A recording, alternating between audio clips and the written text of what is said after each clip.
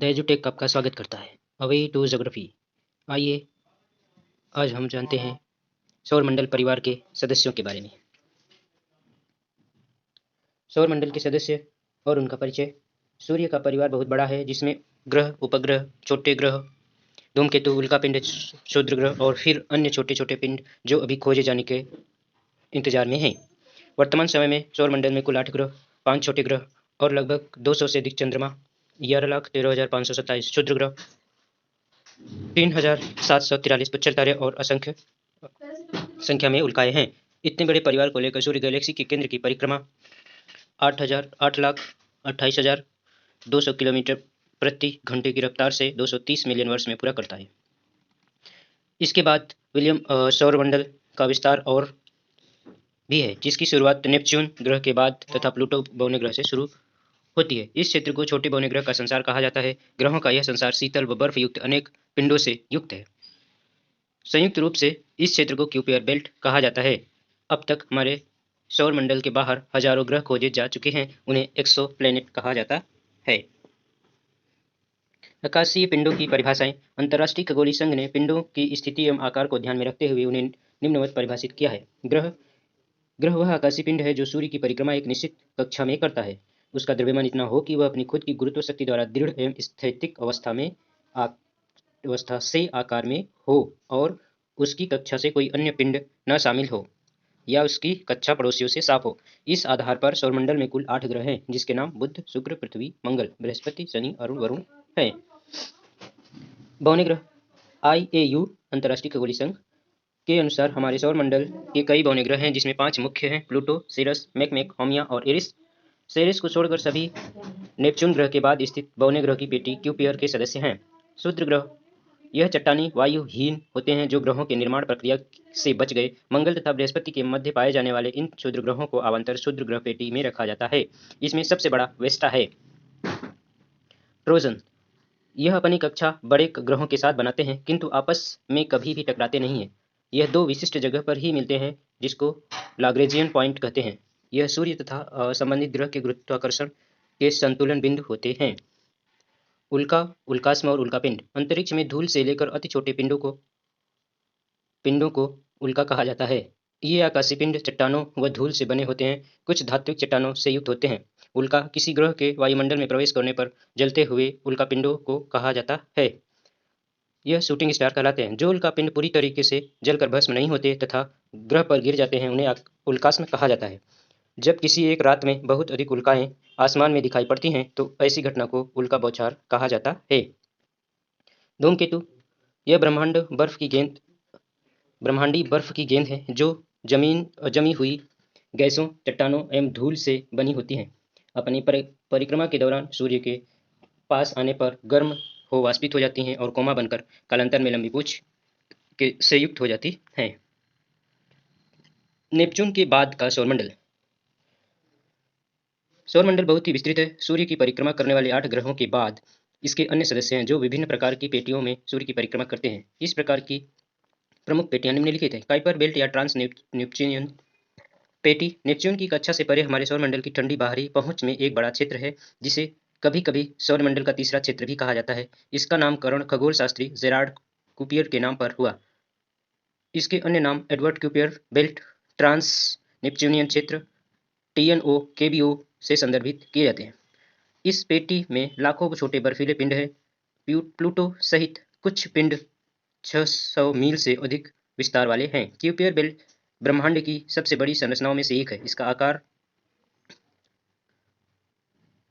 फूला हुआ डिस्क जैसा है, जिसका आंतरिक किनारा नेपच्यून की कक्षा 30 AU से शुरू होकर इसका मध्यवर्ती भाग 50 AU तक समाप्त होता है। विद्वानों का मानना है कि यह वस्तुओं का ऐसा क्षेत्र है जो ग्रह बनने के बाद अवशेष हैं तथा जो ग्रह के रूप में संगठित हो सकते हैं। वहां रहने वाली वस्तुएं कभी कभी ही टकराती हैं, जिससे छोटे कण बनते हैं जो धूमकेतु, धूल और सौरिक हवा से बाहर निकलती हैं। इस बेल्ट को सामान्य 3 भाग में कर सकते हैं: आंतरिक या क्लासिकल, अनुनादी, मध्यवर्ती तथा बाहरी। इस पेटी के कुछ महत्वपूर्ण पिंड: प्लूटो, जिसका ग्रह चेरान है। मैकमेक, यह क्लासिकल क्यूपियर का हिस्सा है जो प्लूटो के बाद सर्वाधिक चमकदार है। होमिया, यह अनुनादी पेटी का क्षुद्र ग्रह है जिसके 2 चंद्रमाएं हैं। अलग वस्तु क्षेत्र: क्यूपियर बेल्ट के मध्य 40 एयू के बाद ऐसी कक्षाएं हैं जो सूर्य की अति परवलय कक्षाओं में परिक्रमा करती हैं। यह संभव है कि कोई अन्य बल इसके लिए जिम्मेदार है, क्योंकि यह अपनी कक्षा में होते हुए सूर्य की अधिकतम पास 30 एयू की दूरी तथा अधिकतम दूर 1200 एयू तक ही होते हैं। सेडना एक बड़ा लालिमा युक्त पिंड यहीं पर है।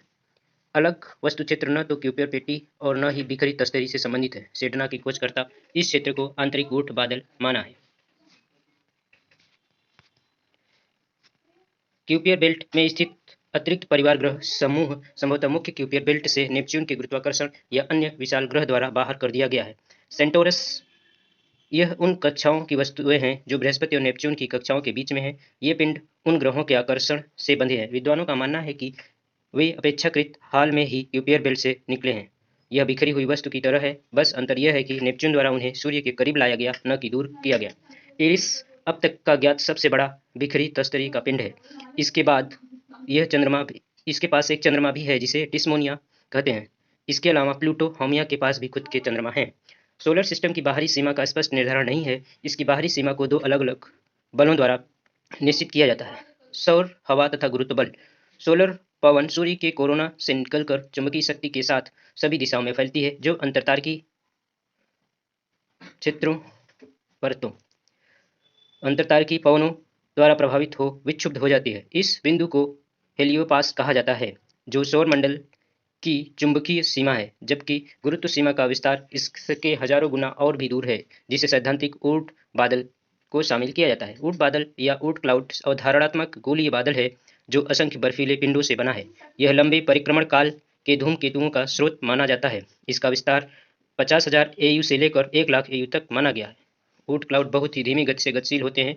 विद्वान डिस्टेंस ऑब्जेक्ट को आंतरिक ऊर्ट क्लाउड का भाग मानते हैं। इनकी अंतिम सीमा संभवतः सूर्य की गुरुत्व प्रभाव के आधार पर निर्धारित की जाती है, जो 1,25,000 एयू तक प्रभावी है। ऊर्ट क्लाउड ही सौरमंडल की अंतिम सीमा मानी जाती है। यह है हेलियोस्फीयर का एक चित्र, जिसके अंतर्गत हम इन सारी चीज़ों को देखेंगे। हेलियोस्फीयर वह परत है जहाँ सूरज की कोरोना से निकलने वाली सोलर विंड का प्रभाव होता है, जो मैग्नेटिक क्षेत्र होते हैं, और ये तीव्र मैग्नेटिक क्षेत्रों से भरा एक क्या होता है, आपका कह सकते हैं बुलबुला होता है, जिसके अंदर ही हमारा सौरमंडल है। तो इसके कुछ पार्ट होते हैं, जिसमें देखिए सबसे लाल वाला ये वाला पार्ट, यहाँ पर ये हमारा सूरज से सौरमंडल है, इसके चारों ओर। फिर यहाँ से ये सोलर विंड जा रहे हैं लाल लाल, और ये पूरी सीमा है जो किनारे का है, जहाँ पर सोलर विंड दिखाई जा रही है। ये आपका क्यूपियर बेल्ट का जो भाग है वो पूरा है। इसके बाद क्यूपियर बेल्ट के आगे निकलने के बाद ट्रांसमिशन जोन आता है, यानी जहाँ पर ये सोलर विंड की गति धीमी होने लगती है। इसके पार करते ही बहुत गति इनकी धीमी हो जाती है, और फिर ये आगे बढ़ते हुए मुड़ जाती है। किससे टकराकर? बाहर से आने वाली गैलेक्टिक कॉस्मिक रेस या इंटरस्टेलर कॉस्मिक रेस से जब टकराती है, तो ये मुड़कर पुनः जहाँ पर ये टकराती है इनसे, उस सीमा को ही हम हेलियोपास कहते हैं।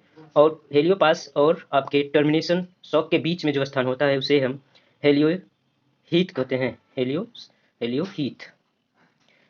तो और हेलियोहीथ के बीच में जिस सिरे पर सबसे ज़्यादा प्रभाव होता है गैलेक्टिक रेस का, उसे हम ग्लोबल मार्स इंटरेक्शन रीजन या आयन वाल के नाम से जानते हैं। जो ये वाली भाग है, ये वाला यहाँ का क्षेत्र है, इसको हम क्या बोलते हैं? GMIR का क्षेत्र है ये। यानी यहाँ से जितनी भी किरणें आती हैं वो सब उसी दिशा में मुड़ती हैं, यानी वो झुकाव है जिस पर ये सारी बाहर के जो रेड्स आती हैं वो मुड़कर चली जाती हैं। इसके बाद ये पूरा हेलियोस्फीयर के बाद में आगे चलकर ये एक पूंछ के रूप में विकसित हो जाता है। ये है हमारा मैग्नेटिक सोलर सिस्टम की बाहरी क्षेत्र, यानी बाहरी सीमा है जो हेलियोपास है। यही है हमारे मैग्नेटिक सोलर सिस्टम की सीमा। ओके।